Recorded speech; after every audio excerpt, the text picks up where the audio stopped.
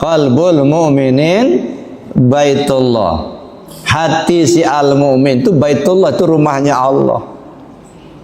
Nah, yang di hati kita ini nggak pernah yang punya rumah kita tempatkan. Yang punya rumah malah di mana nggak pernah ditempatkan di dalamnya. Yang ditempatkan di dalamnya ini urusan dunia melulu. Yang jabatan lah, yang duit lah, berpikir bagaimana dapat keuntungan yang banyak. Bahkan kadang-kadang berpikir gimana caranya supaya punya orang pindah ke tempat kita. Masya Allah. Nah, akhirnya apa? Kehidupan kita yang sedemikian lama diberikan waktu oleh Allah, akhirnya hilang dengan sia-sia. Hidup kita hanya penuh. هل أتى على الإنسان حين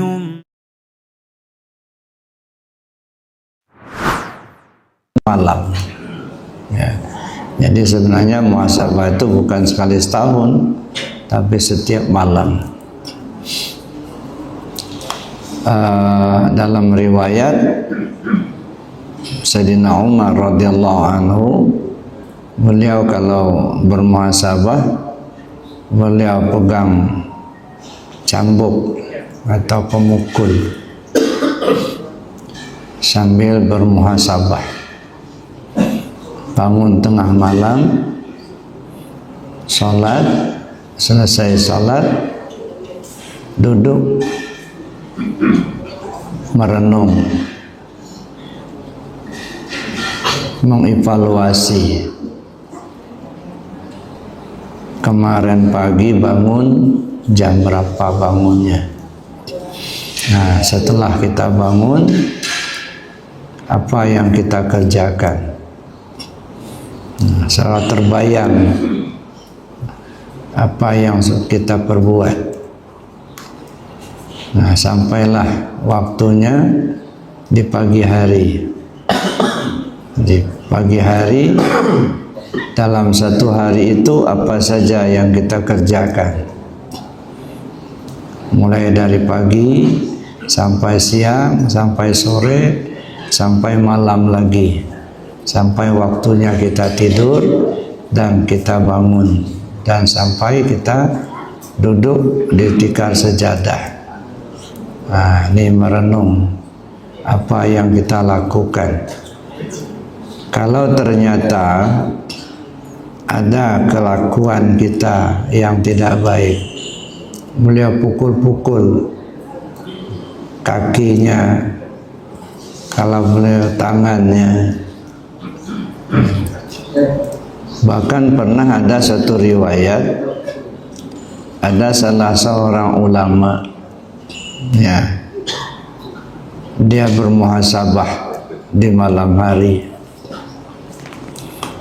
Mulai dia memperhatikan dirinya, bangun tengah malam, sholat, duduk, mulai memperhatikan aktivitas dirinya di siang hari tadi. Bangun pagi, kemudian di siang hari, sampai kepada sore, sampai malam.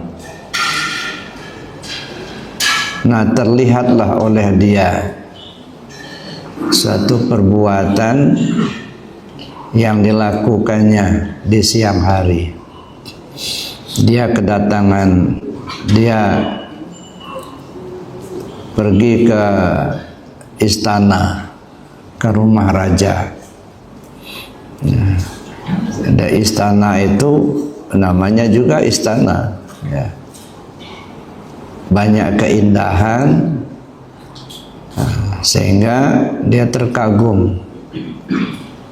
Apa yang katanya dalam hatinya, ya Allah, kapan saya punya rumah seperti ini? Nah, terbetik di hati, melihat kekaguman, melihat keindahan istana, sampai dia kagum, terbetik di hati, ya Allah, kapan saya punya rumah yang mewah seperti ini? Nah, terbayanglah oleh dia masuk ke istana, dia ingat bahwa dia ngomong seperti itu dalam hatinya. Nah, begitu dia teringat, terkenang, dia ingat apa yang dia sebut dalam hatinya, ya Allah, kapan saya punya rumah yang mewah seperti ini? Nangis dia, terseduh-sedan nangis di malam hari itu. Lalu dipukul-pukulnya badannya. Wahai tubuh, kamu sudah tak tahu diri. Sebanyak ini rahmat yang Allah kasihkan padamu, tapi kau masih tamak, masih minta juga. Yang sudah Allah berikan padamu belum kau syukuri, ini kau sudah menghayal, sudah minta yang lebih.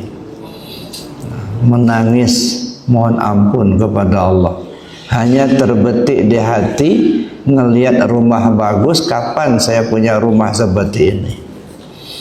Nah, timbul penyesalan, ya. Satu. Ada lagi dalam riwayatnya, pada satu hari dia kedatangan tamu, ya. Tamu itu seorang perempuan. Nah, dia duduk di samping si perempuan itu. Nah, bincang-bincang karena ada keperluan si perempuan itu kepada seorang ulama itu, maka si perempuan itu mendekat, duduknya di samping si ulama itu. Tanpa dia sadari, tangan si ulama ini nempel di paha si perempuan itu. Nah, lalu kemudian dia mulai malamnya bermuhasabah. Bangun tengah malam, kemudian mandi, wudu, sholat, taubat, sholat hajat, sholat tahajud, duduk bermuhasabah, merenung-renung, seolah-olah dia melihat apa yang dia perbuat, mulai dari bangun pagi kemarin sampai di pagi hari, sampai di siang hari, sampai di sore hari, sampai di malam hari, sehingga dia duduklah di tikar sejadahnya. Terbayanglah oleh dia bahwa siang kemarin seperti dia melihat dirinya duduk di samping seorang perempuan, dan tanpa dia sadari tangannya nempel di paha si perempuan itu. Akhirnya dia menangis, dibuatnya api unggun, dimasukkannya tangannya ke api unggun itu. Kamu sudah durhaka sama Tuhan, kamu sudah tak tahu diri, katanya. Itu sudah perbuatan terlarang, tapi kamu masih tetap saja melaksanakan itu, sampai dibakarnya tangannya. Nah, itu orang bermuhasabah, saking menyesalnya. Nah, ada nggak kita yang seperti itu? Malah kalau mungkin ada pernah, kapan terulang lagi itu. Nah, ini artinya salah satu bentuk muhasabah. Nah, jadi kita mencoba untuk mengevaluasi perjalanan hidup kita. Nah, karena ini muhasabahnya di akhir tahun, nah coba kita renung, ya, mulai dari awal tahun kemarin.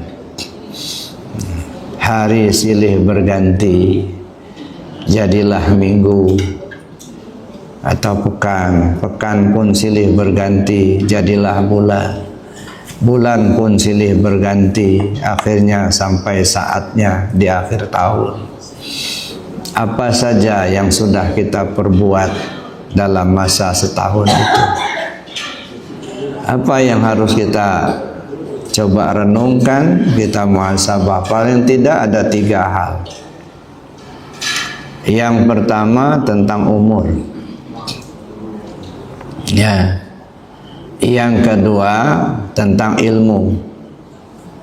Yang ketiga tentang amal. Ya. Jadi umur, ilmu, dan amal. Kita coba untuk merenungkan diri kita masing-masing. Tidak usah kita merenungkan diri orang lain. Ya. Bahkan mungkin kita merenungkan diri istri kita atau suami kita, anak kita, singkirkan dulu.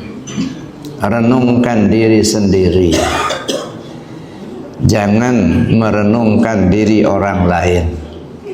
Ya, termasuklah mungkin diri istri kita, diri anak kita, diri teman kita, tidak usah.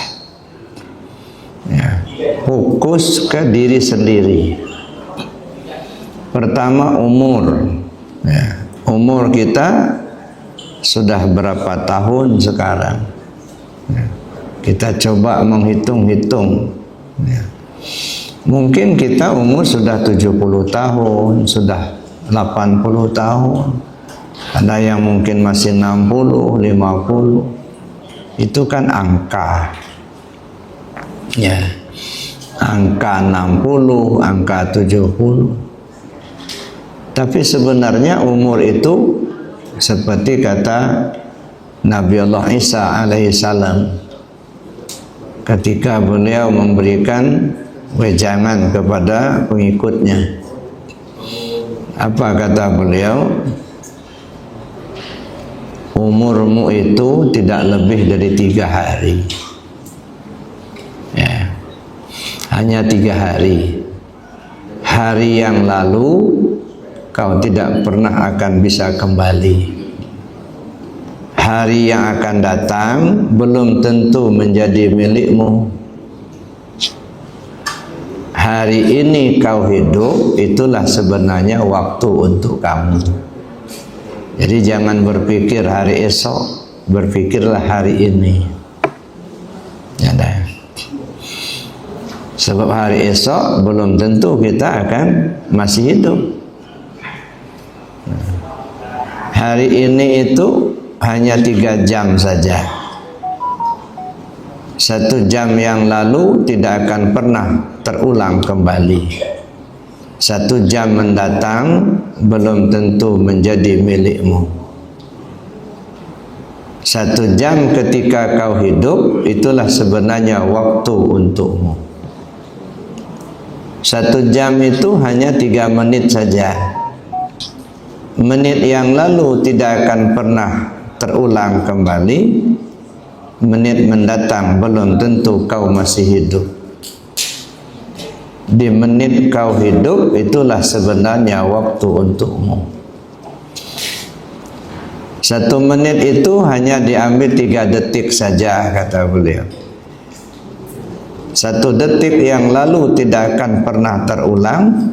1 detik mendatang belum tentu kau hidup. 1 detik ketika kau hidup, itulah sebenarnya waktu untukmu. Detik itu bukan detikan jam, tapi detakan jantung, hembusan nafas. Detakan jantung yang sudah lewat tidak mungkin akan terulang kembali. Detakan jantung yang akan datang belum tentu kau masih hidup. Ketika jantung berdetak, napas berhembus, kau hidup, itulah waktu untukmu.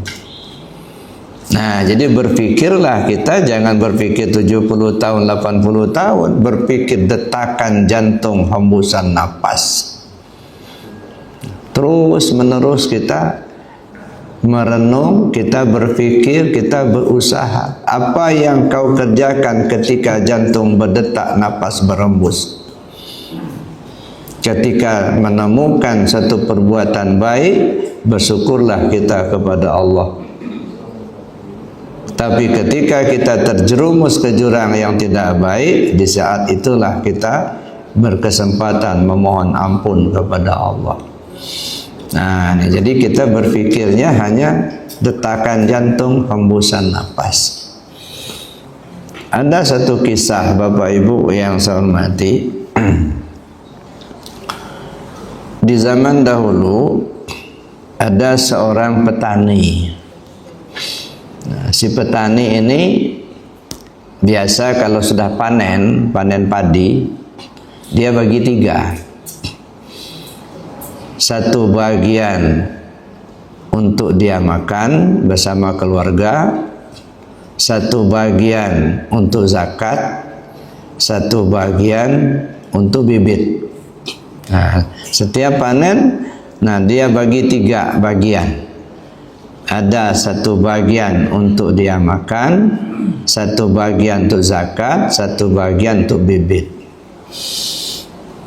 Pada satu panen, rupanya hasilnya tidak memuaskan. Ya. Perkiraan dia kalau dibagi 3 ini pasti makanan nggak cukup untuk 1 tahun menjelang panen yang akan datang. Ya, kalau dibagi 3 seperti yang sudah, ya artinya satu bagian untuk makan, satu bagian untuk zakat, satu bagian untuk bibit. Kalau diterapkan itu kayaknya nggak cukup untuk makanan menjelang panen yang akan datang. Lalu dia bertanya ke hatinya, boleh enggak kalau zakat ini tidak usah dibayarkan dulu tahun ini, tapi didobelkan saja nanti tahun yang akan datang. Zakat tahun ini untuk tambahan makanan mereka sekeluarga. Tapi tidak bisa dijawabnya. Akhirnya dia datangilah seorang kiai. Ya, dia datang ke seorang kiai ya yang di sudut Masjidil Haram pada masanya itu. Seorang syekh, dia bertanya, "Tuan Syekh, saya mau tanya, saya ini kan petani. Ya, sudah biasa saya lakukan. Kalau saya panen itu bagi 3. Satu bagian untuk makan, satu bagian untuk zakat, satu bagian lagi untuk bibit. Tapi ternyata tahun ini panen saya itu merosot, hasilnya nggak seberapa. Kalau saya tetap bagi 3, satu bagian untuk makan, satu bagian untuk zakat, satu bagian untuk bibit, sepertinya nggak cukup makanan kami sekeluarga menjelang panen tahun yang akan datang. Tapi kalau bibit ini mesti saya sisihkan karena tidak bisa nanam lagi kalau nggak ada bibit. Cuman masalah zakat ini, Tuan Syekh, boleh nggak zakat tahun ini tidak usah saya berikan dulu sama orang semustahiknya. Saya tahan dulu untuk tambahan makanan kami sekeluarga. Nanti panen tahun yang akan datang saya dobelkan bayar zakatnya. Boleh enggak? Nah, kata Syekh ini, gini aja, kamu pulang aja ke rumah, bawalah berasmu itu ya sebisanya kamu, apa 5 kilo, apa 10 kilo gitu ya. Kamu antarkan ke ada rumah gubuk ya, tidak jauh dari sini katanya. Ada rumah itu ada seorang nenek yang mengasuh anak yatim. Ada beberapa orang anak yatim yang diasuhnya di rumahnya itu. Kamu datangilah dia katanya, bawalah beras sebisanya kamu, seikhlasnya kamu. Nah, dibawanya lah beras 5 kilo. Ya. Pergilah dia jalan kaki menuju ke rumah si nenek itu yang mengasuh anak yatim. Datangnya rupanya sudah malam. Ya, datangnya sudah malam, sudah tengah malam lah. Diketok pintu. Ya. Kata si nenek, siapa? Di luar. Saya. Kata si petani itu. Ada perlu apa? Kata si nenek. Begini Bu, katanya. Saya bawa beras untuk tambah-tambahan makanan anak-anak ibu yang ibu asuh. mohon maaf Pak, anak saya sudah makan semua, mereka sudah tidur, ada. Udah, kalau begitu saya kasihkan aja sama nenek katanya. Terserah nenek nanti kapan mau dimasak untuk anak-anak. Nggak usah katanya. Nah, nggak usah, beras saya masih ada untuk anak-anak besok. Ya udah nek, saya tinggalkan saja beras ini untuk persiapan besok aja. Astaghfirullahalazim, kata si nenek. Apa kamu tahu anak saya masih hidup besok pagi? Sementara saya menyimpan beras titipan kamu. Alangkah besarnya dosa saya. Sudah, kamu pulang aja, bawalah beras kamu di sana. Enggak usah kamu mikirin anak saya. Anak saya sudah tidur, mereka sudah makan semua. Kamu enggak usah mikirin mereka itu besok, sebab besok belum tentu mereka masih hidup. Masya Allah, terperangahlah si petani tadi sambil menangis. Dia pulang. Barulah dia sadar bahwa kalau zakat ini saya tahan untuk tambahan makan dibayar tahun depan, apa iya tahun depan saya masih hidup? Nah, akhirnya tetap saja dibaginya, bagi 3. Zakat dikeluarkan, bibitnya disisihkan, diambil saja sebagian itu untuk makanan.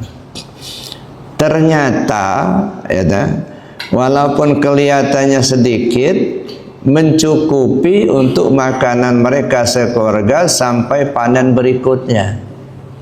Inilah pelajaran yang berharga dari petani tadi, dari nenek itu kepada petani.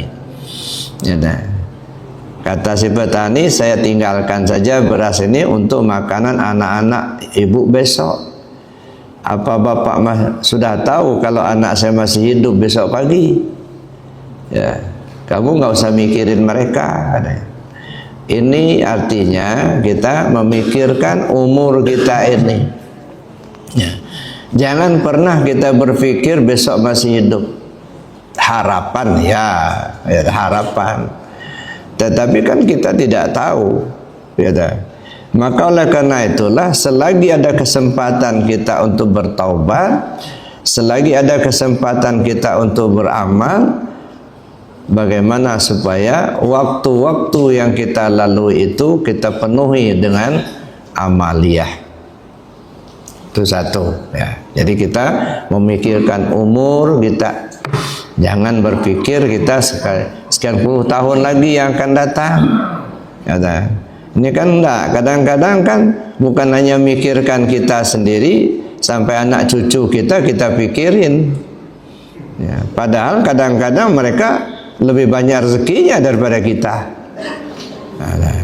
Ya boleh-boleh saja dalam perencanaan, tapi secara akidah Allah punya kekuasaan, ya. Allah punya kehendak. Tidak ada manusia yang hidup di atas dunia ini kalau rezekinya sudah nggak ada, Pak. Ya. Kalau rezekinya memang sudah nggak ada, pasti dia tinggalkan dunia ini. Gitu. Kalau dia masih hidup, berarti rezeki masih ada. Kalau ada anak kita lahir, nggak usah khawatir, mereka datang bawa rezeki. Jadi masing-masing kita ini sudah ditentukan oleh Allah bagian masing-masing. Kalau masih hidup, rezeki pasti ada.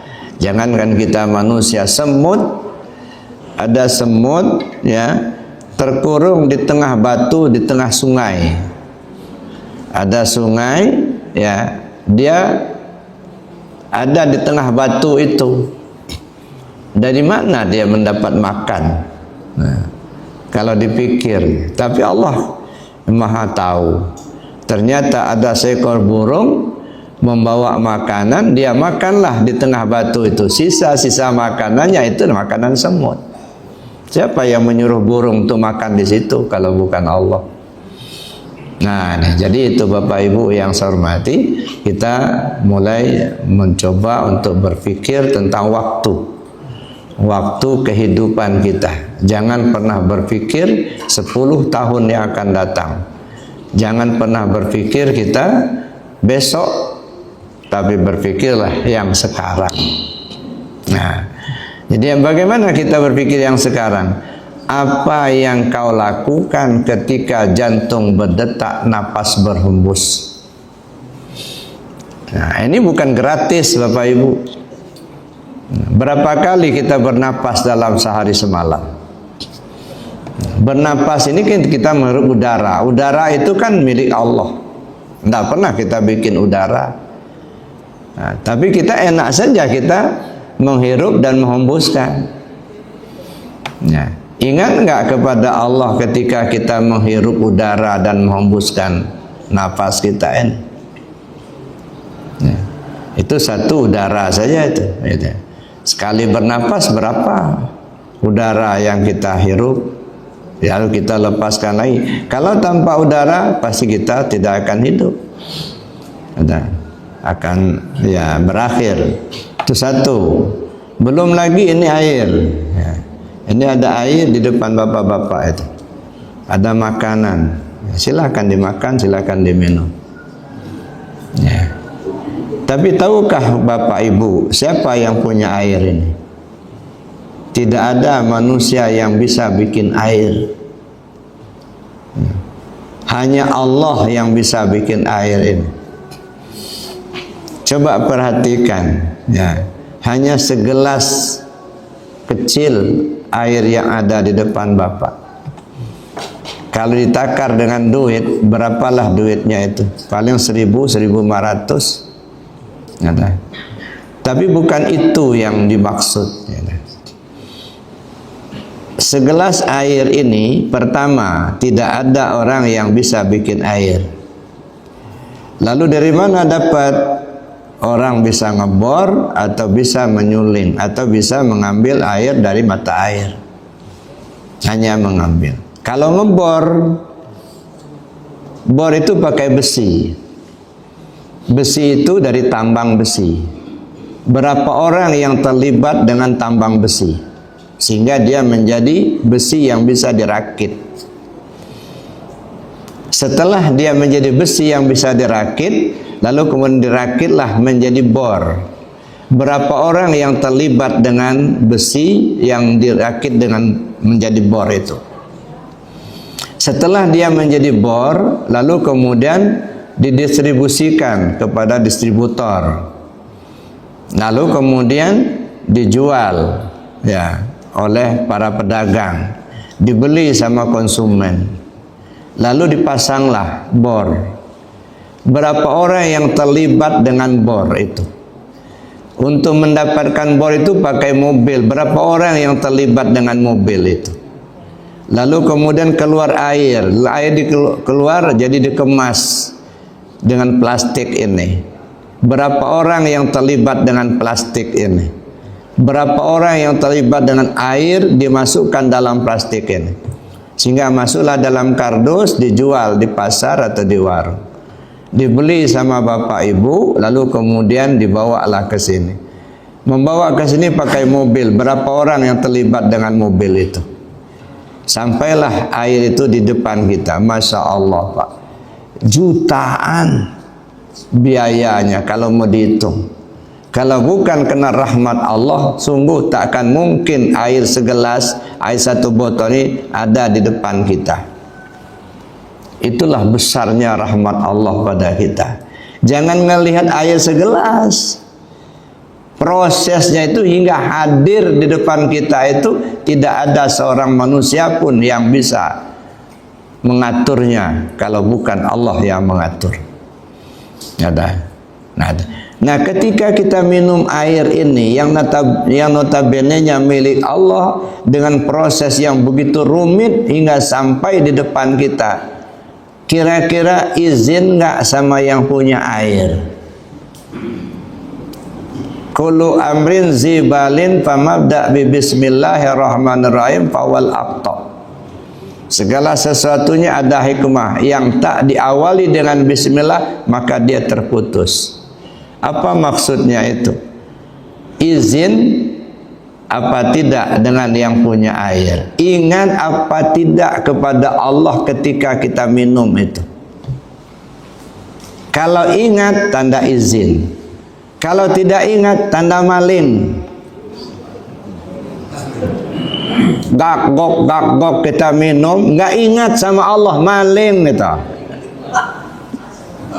Makanya dosa, itu namanya kufur nikmat. Ya.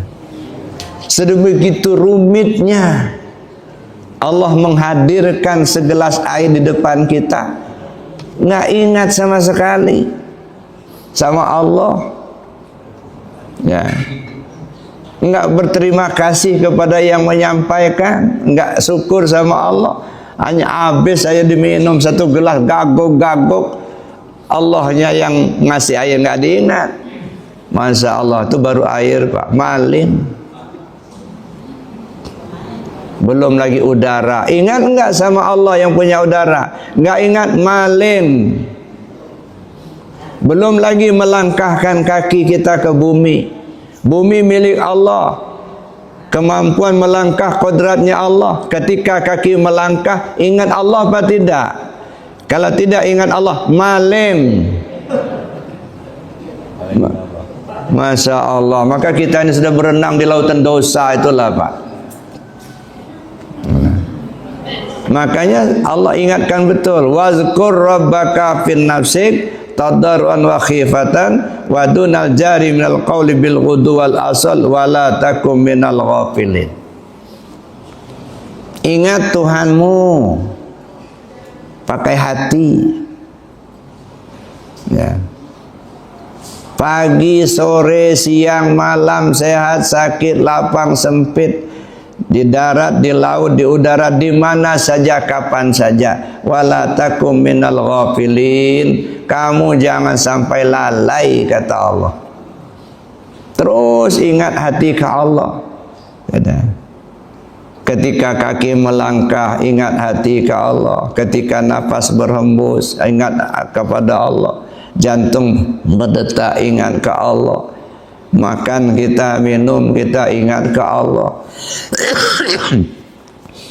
Sehingga penuhlah ingatan kita hanya kepada Allah semata. Ya. Nah ini kan enggak, ya, yang diingat duit. Yang diingat apa? Kredit macet. Yang diingat enggak punya duit, tapi Allahnya enggak pernah diingat. Gimana enggak rumit hidup ini? Ya. Di rumah itu yang punya rumah enggak pernah ada di rumah. Yang nunggu rumah itu tamu semua gitu. Nah, makanya nggak ada ketenangan dalam hidup kita ini. Rumahnya hati kita kan rumah Allah itu. Qalbul mu'minin baitullah. Hati si al-mu'min itu baitullah, itu rumahnya Allah. Nah, yang di hati kita ini nggak pernah yang punya rumah kita tempatkan. Yang punya rumah malah di mana? Nggak pernah ditempatkan di dalamnya. Yang ditempatkan di dalamnya ini urusan dunia melulu. Yang jabatan lah, yang duit lah, berpikir bagaimana dapat keuntungan yang banyak. Bahkan kadang-kadang berpikir gimana caranya supaya punya orang pindah ke tempat kita. Masya Allah. Nah akhirnya apa? Kehidupan kita yang sedemikian lama diberikan waktu oleh Allah, akhirnya hilang dengan sia-sia. Hidup kita hanya penuh dengan dosa, tidak kita penuhi dengan perbuatan-perbuatan baik. Nah, kita coba untuk bermuhasabah, untuk memikirkan itu. Itu satu dari segi umur. Yang kedua dari segi ilmu. Ya, ilmu itu kan tahu, ya.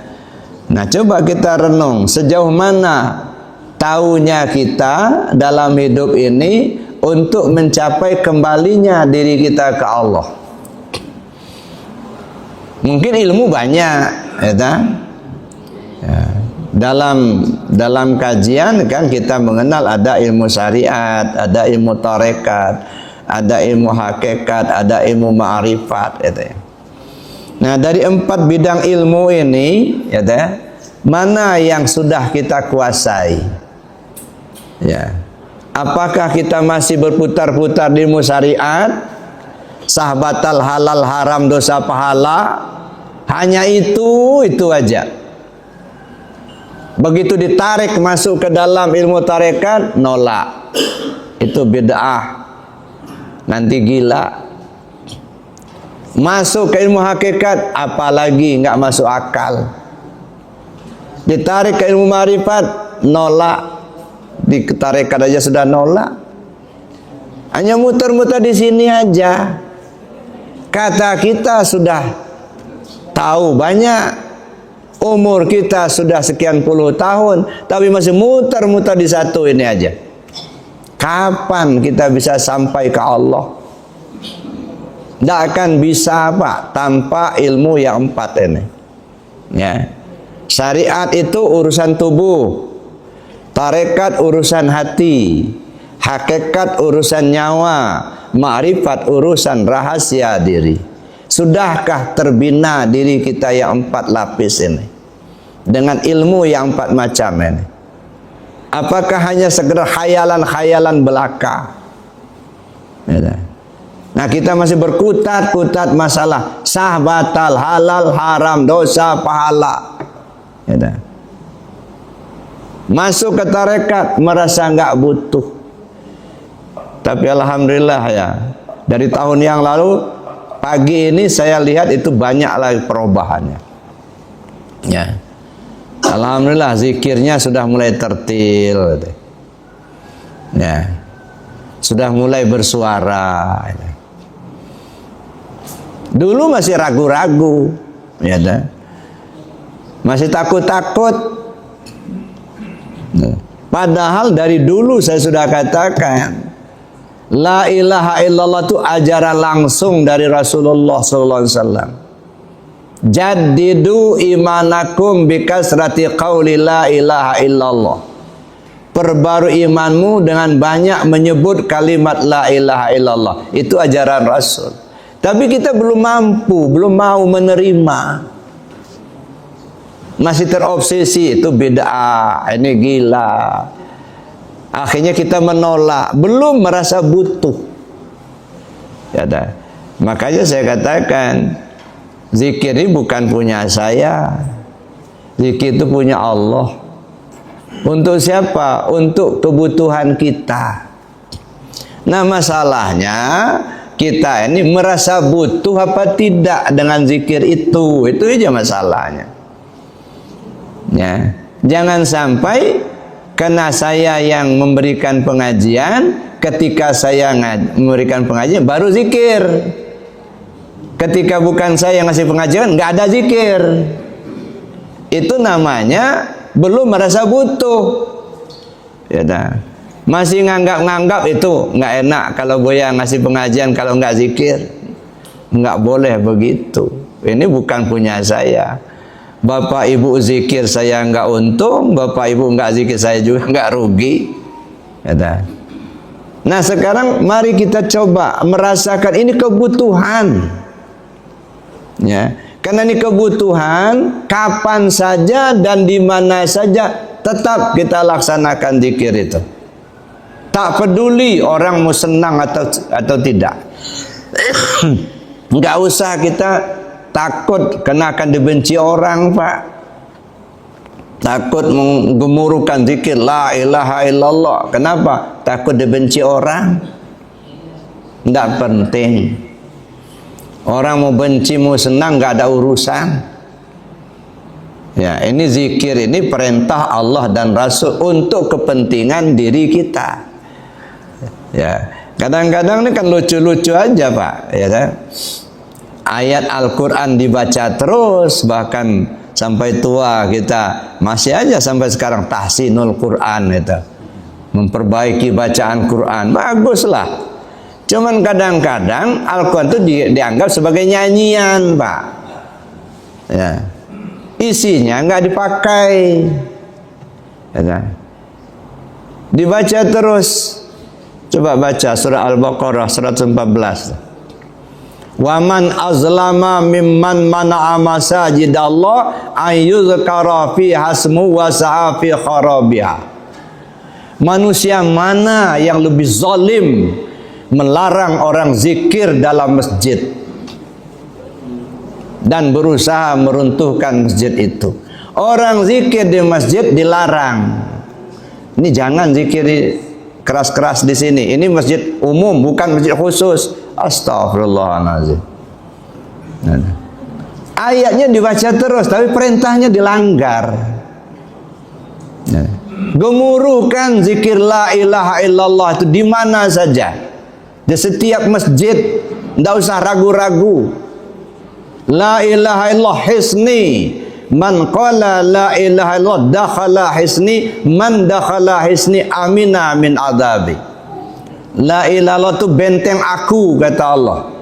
Siapa orang yang mengucap la ilaha illallah, berarti dia masuk ke dalam bentengku. Siapa orang yang sudah berada dalam bentengku, aman dia dari siksaanku. Ini hadis kursi. Tapi kita masih saja menolak zikir itu. Ya dah. Kadang-kadang timbul, ini masjid umum, bukan masjid khusus. Emangnya ada masjid khusus, ada umum apa? Kalau masalah zikir di mana saja, Pak. Nah ini yang belum kita pahami, belum kita mengakar ke diri kita. Masih ikut-ikutan, belum merasa butuh. Sekarang tahun baru ini coba tanamkan dalam hati. Zikir ini adalah kebutuhan, bukan kewajiban. Ya. Salat itu bukan kewajiban, tapi kebutuhan.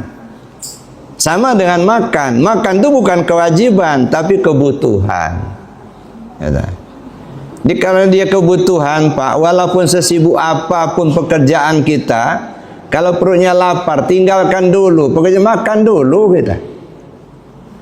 Bahkan dalam hadis disebutkan, kalau hidangan sudah terhidang, waktu sholat datang, dahulukan makan, nanti dulu sholatnya. Jangan sholat dulu, makan dulu. Ini waktu sholat datang nih, perut lapar, hidangan sudah ada. Gimana? Mau sholat dulu apa makan dulu? Makan dulu. Lebih baik makan ingat sholat daripada sholat ingat makan. Ya kan? Makan ingat sholat bagus daripada sholat ingat makan. Allahnya nggak diingat. Akhirnya nggak tenang dia sholatnya, tergerasa gerusuk. Kenapa? Biar cepat selesai bisa makan. Jadi makan itu kebutuhan, bukan kewajiban. Begitu juga sholat, begitu juga zikir. Zikir itu bukan kewajiban, kebutuhan. Cuman banyak orang merasa nggak butuh. Nah ini kita khawatir, Pak. Orang lapar merasa tak lapar. Kenapa? Terlalu lapar. Sudah nggak merasa lapar lagi. Kenapa? Sudah terlalu lapar. Lewat dari terlalu lapar, dead. Nah. Orang butuh zikir merasa tak butuh. Kenapa? Khawatir terlalu tebal dosanya, sehingga tak tersentuh hati kita. Terlalu tebal tutupannya dengan dosa-dosa kita sendiri. Nah, kita coba evaluasi itu. Ya dah. Sudahkah kita merasa butuh dengan zikir ini? Sudahkah kita terapkan dalam kehidupan kita? Saya sering sampaikan, kita coba biasakan 3 macam zikir. Pertama, zikir la ilaha illallah. Apa dasarnya? Hadis Nabi SAW mengatakan, jaddidu imanakum bikasrati qauli la ilaha illallah. Perbarui imanmu dengan banyak menyebut kalimat la ilaha illallah. Itu dasarnya, ya tak? Jadi perbanyak zikir la ilaha illallah. Mau sendirian, mau berjamaah, bagusnya berjamaah. Itu satu. Lalu yang kedua, wazkur rabbaka fi nafsik. Ingat Tuhanmu pakai hati. Nah, ini zikir dalam hati. Nah, bagaimana pola zikir dalam hati? Ikuti detakan jantung. Setiap detakan jantung isilah dengan zikir kepada Allah. Zikir khafi namanya. Zikir dalam hati. Tadarruan wa khifatan.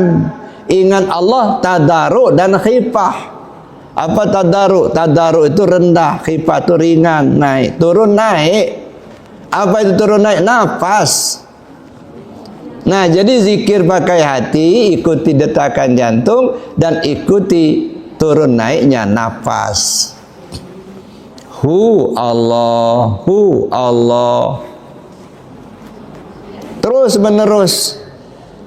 Ini sudahkah terpakaikan oleh kita amalia seperti itu? Apa masih berkutat aja kita banyak baca ini, banyak baca itu? Masih hizib-hizib itu? Boleh-boleh saja, nggak masalah. Tapi kata orang tua, lebih baik sedikit asal mencukupi daripada banyak tapi tak mencukupi. Dikit tapi cukup, itu lebih baik daripada banyak tapi tak cukup. Kendaraan banyak apa? Ada mobil, ada motor, ada sepeda, itu banyak, mobilnya aja berapa. Tapi satu pun nggak ada yang bisa dibawa. Cuma hanya satu kendaraan, pesawat, ya udah itu aja. Cuman kalau pesawat kan mahal, ya, dan itu tidak sembarang tempat, harus pilih-pilih tempatnya. Ya, makanya lebih baik satu sedikit asal mencukupi daripada banyak tapi tak mencukupi. Nah, biasakan zikir la ilaha illallah, biasakan zikir dalam hati ismu zat, dan biasakan zikir ampusiyah. Itu coba kita tingkatkan di tahun yang akan datang ini. Nah, yang sudahlah, ya. Tapi bagaimana kita meningkatkan tahun yang akan datang? Ilmu dan amal. Ilmu syariat, tarekat, hakikat dan ma'rifat. Jangan hanya sekedar khayalan. Jangan sekedar dengar-dengar, tapi betul-betul dikaji betul. Sehingga wusul kita kepada Allah dengan sempurna. Ya, jangan hanya dengar-dengar saja, betul-betul dikaji. Kenapa? Yang butuh ya kita. Ya, jadi Bapak Ibu yang saya hormati, nah itu diantaranya yang perlu kita coba evaluasi atau istilahnya muhasabah di akhir tahun ini. Mudah-mudahan Allah beri petunjuk pada kita semua, dan mudah-mudahan kita mendapat keselamatan dunia akhirat. Amin Allahumma amin. Bapak Ibu yang saya hormati, sekedar materinya saya cukupkan demikian. Kalau ada yang ingin diskusikan, ya silakan saja. Sementara saya akhiri dulu. Assalamualaikum warahmatullahi wabarakatuh. Baik, Bapak Ibu yang berbahagia, materi yang disampaikan oleh Buya Kusbi untuk kita lanjutkan tanya jawab diskusi. Silakan di sebelah kanan yang ditanya Pak ini. Nama Sudin. Ibu-ibu yang bertanya, Bu, ada nggak? Nggak ada. Biasanya ada terus. Pertanyaannya ada. Sebelah tengah silakan. Pak Haji Nasrul. Ya, oke, satu lagi, Pak. Pak Budi. Ya. Oke, sementara Pak Nasrul dulu, nanti yang lain mungkin berkembang. Assalamualaikum warahmatullahi wabarakatuh. Izin memperdalam kelas atau kemarin, sekarang dari yang akan. Nah, saya ingin memperdalam yang akan dulu ya. Bukankah kita sekolah dulu atau mensekolahkan anak cucu sekarang itu berpikir untuk masa depannya anak cucu kita itu ya? Bagaimana ini evaluasinya atau pemahamannya bagaimana? Seperti kita seolah tadi kalau kita pikir pendek saja, nggak usah mikirlah, yang penting hidup sesuai nafas dan gerak jantung kita sekarang saja. Kalau kita rajin-rajin belajar biar baik kehidupanmu nanti, itu bagaimana ya? Bagaimana pemahamannya? Nah, terima kasih. Jadi masih ada. Masih apa nama? sedikit Buya menggarisbawahi yang dikatakan Buya dari sedikit, tapi manfaat daripada banyak, tapi kurangan dari apa daripada ini. Persoalannya begini kan, kita ini kan banyak guru dengan disiplin masing-masing. Nah, ada satu guru yang mengatakan banyak-banyaklah mengamalkan ini sehingga ada 1000 kali, ada 2000 kali kan misalnya dan sebagainya itu. Nah, sehingga kita obsesi dengan guru-guru itu. Nah, sementara Buya tadi katakan yang penting maknanya kan kira-kira gitu ya yang kita ambil itu. Saya kira terima kasih. Ya, sampai situ Buya. Pertanyaan saya Buya.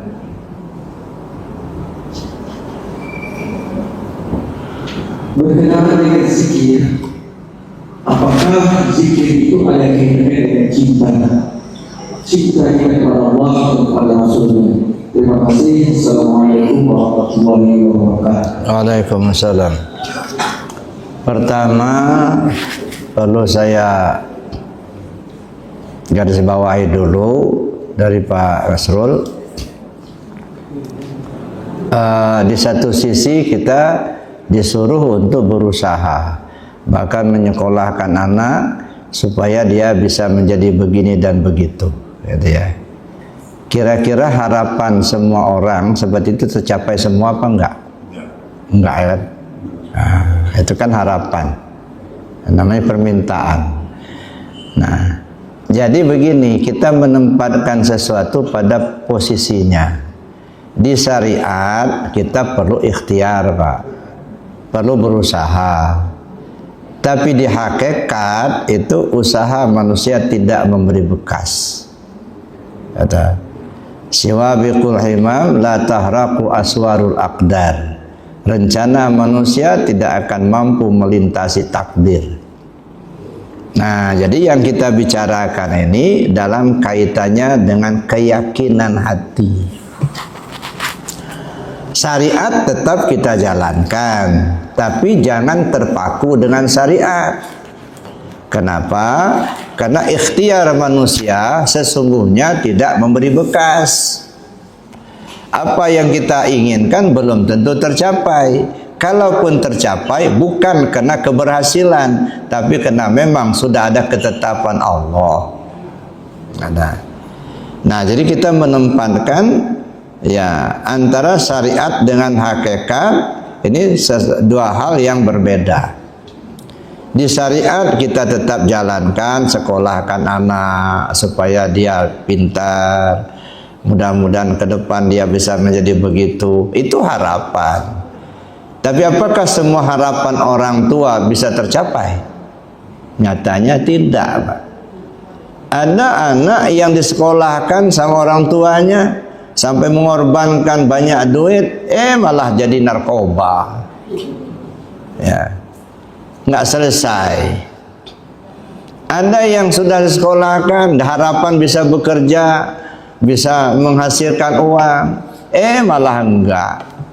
Selesai sekolahnya, tapi tidak bisa untuk memenuhi harapan orang tua. Nah, sarjana sih sarjana, ya dah.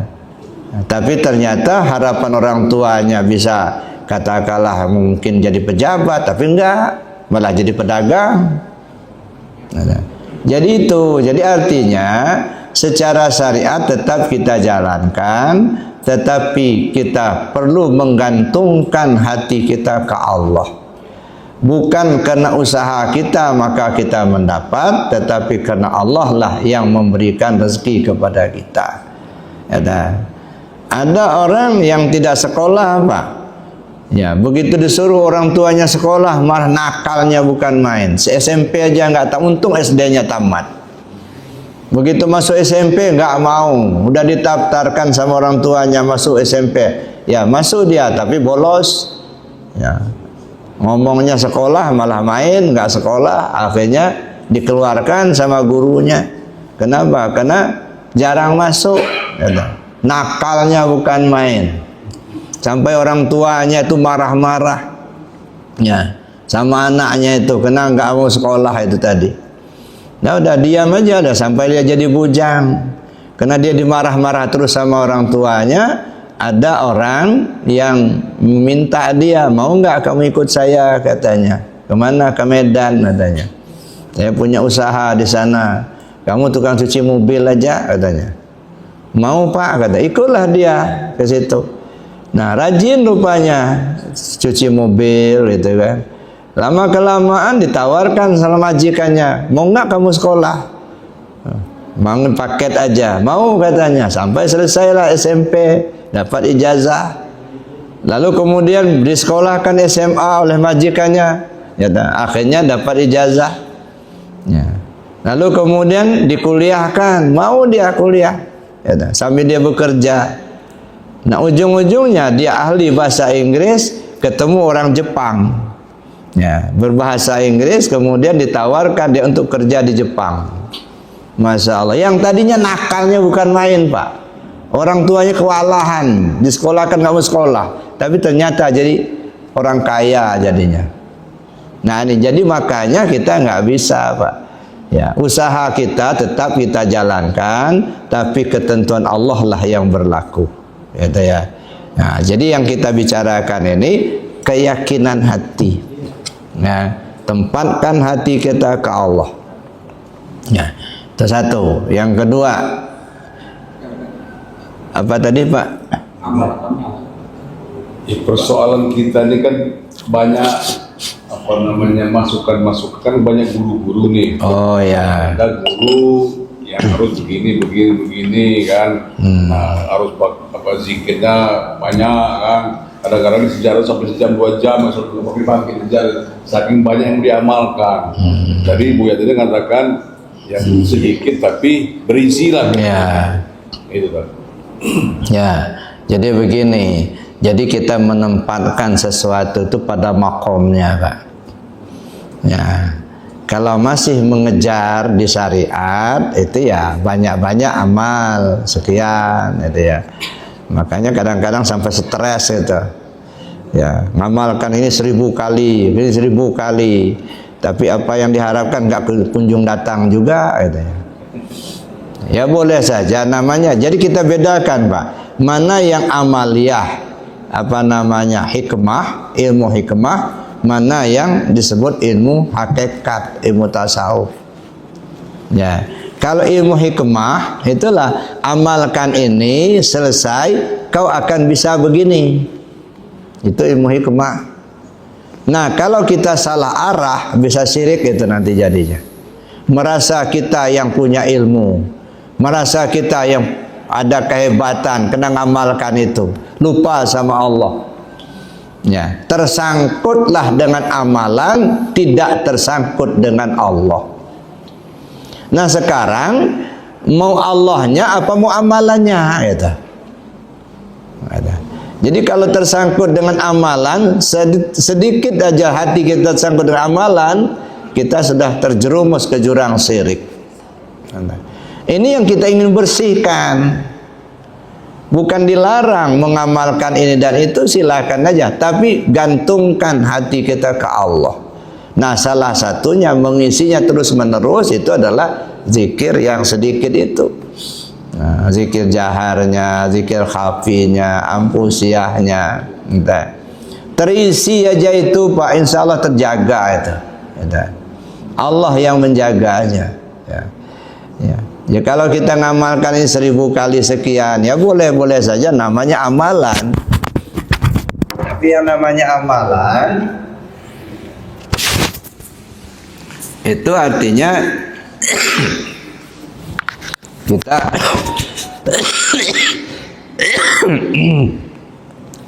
kalau masih ada kemampuan beramal, kadang-kadang karena sudah kena asam urat Pak, ya duduk sebentar aja sudah nggak kuat, ya udah ngunjur-ngunjur gitu.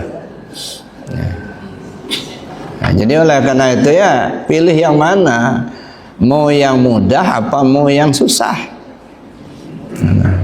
Kalau yang mudah kan cuma hanya ikuti detakan jantung, ikuti hembusan napas, kan gampang dah.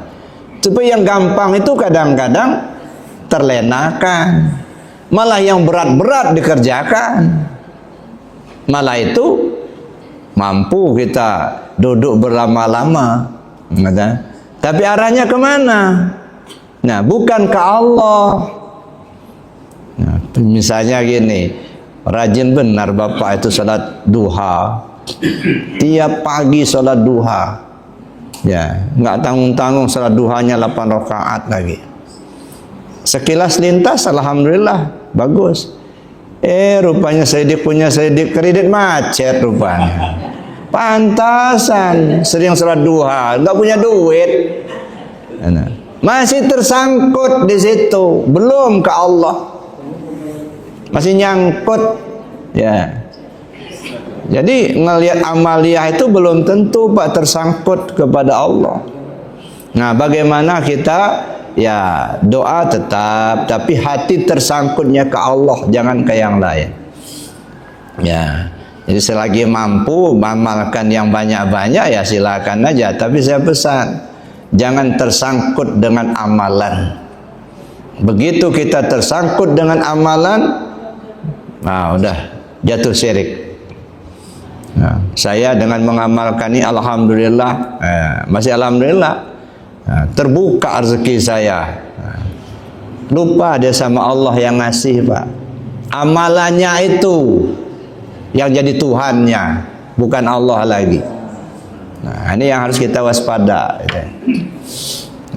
Ya, kemudian yang ketiga dari Bapak. Oh iya, tak tahu maka tak cinta. Nah, kan kita. Tak kenal maka tak tahu maka tak cinta. Jadi makanya perlu ada kenal dulu, Pak. Jangan cinta buta. Katanya cinta Allah, tapi kenal sama Allah enggak. Cinta Muhammad, kenal Muhammad aja enggak. Nah, ini yang penting, kenali dulu itu, baru timbul rasa cinta. Nah, jadi kenal Muhammad ya dalam artian secara syariat, ya tahu betul kita dalam sejarah ya perjuangan junjungan kita Nabi besar Muhammad SAW, timbul rasa cinta. Nah, tapi itu baru di alam syariat. Nah, Muhammad yang dimaksudkan yang mana?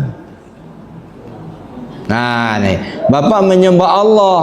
Allah yang Bapak sembah itu Allah yang seperti apa dalam pikiran, dalam hati Bapak? Jangan dibayangkan Allah itu seperti makhluk, ya, atau dibayangkan Allah itu nama. Ya. Siapa yang punya nama ini? Jadi jangan sampai cinta buta. Cinta kita kepada Allah karena kita kenal betul dengan Allah. Cinta kita dengan Nabi, dengan Muhammad karena kita tahu betul dengan Muhammad. Ya. Baik Muhammad Nabi maupun Muhammad Rasul. Mana yang disebut dengan Muhammad Nabi, Nabi Muhammad? Mana yang disebut dengan Muhammad Rasul? Nah, ini kita perlu bedah itu nanti. Ya. Cinta sih bagus, ya. Itu kan puncak cinta itu. Bahkan diminta, antini mahabbataka wa ma'rifataka. Berilah aku mahabbah, cinta, cinta Allah, cinta Rasul. Ya. Siapa orang mencintai aku, kata Nabi, berarti dia mencintai Allah. Siapa orang yang tidak mencintai aku atau membenci aku, berarti dia benci sama Allah. Nah, jadi itu. Jadi boleh ya, dan kita harus cinta kepada Allah, cinta kepada Rasul. Supaya itu tadi bagaimana jalan cintanya. Jangan sampai kita hanya cinta buta, Pak. Kata orang cinta Allah, kita cinta sama Allah juga, tapi Allah yang kita cinta kita nggak kenal. Ya, nah makanya ya betul-betul kita mencinta karena kita tahu persis dengan Allah. Siapa sebenarnya yang mencintai Allah itu? Nah, mungkin kalau di tingkat syariat ya kita, Pak, selaku hamba mencintai Allah, selaku hamba mencintai Rasul. Naik lagi nanti, apa bisa kita mencintai Allah? Pakai apa kita mencintai Allah? Yang membuat rasa cinta itu ada ya Allah itu sendiri. Berarti dia mencintai dirinya sendiri. Nah, ini kalau sudah naik ke kajian ke hakikat, Pak. Kalau bergelimang di syariat, ya betul ya, kita cinta Allah, cinta Nabi. Serasa kita yang punya rasa cinta itu. Tapi coba naikkan, dari mana kita dapat rasa cinta? Kalau bukan dari Allah. Kalau begitu siapa sebenarnya yang mencintai Allah? Ya Allah itu sendiri. Nah, ini makanya perlu kita kaji lebih jauh ya. Saya kira begitu, Pak. Ya, karena ada bahasa mengatakan begini, cintailah Allah dan Rasulnya melebihi apapun yang kau miliki dan siapapun yang engkau cintai. Karena pada hakikatnya apa yang kita miliki dan siapa yang kita cintai akan kembali kepada Allah Subhanahu wa Ta'ala. Ya, nah sekarang udah kembali kepada Allah apa belum? Jawaban ini. Oke, ya. Baik, karena waktu mari kita tutup dengan doa dan kafarat majlis. Bismillahirrahmanirrahim.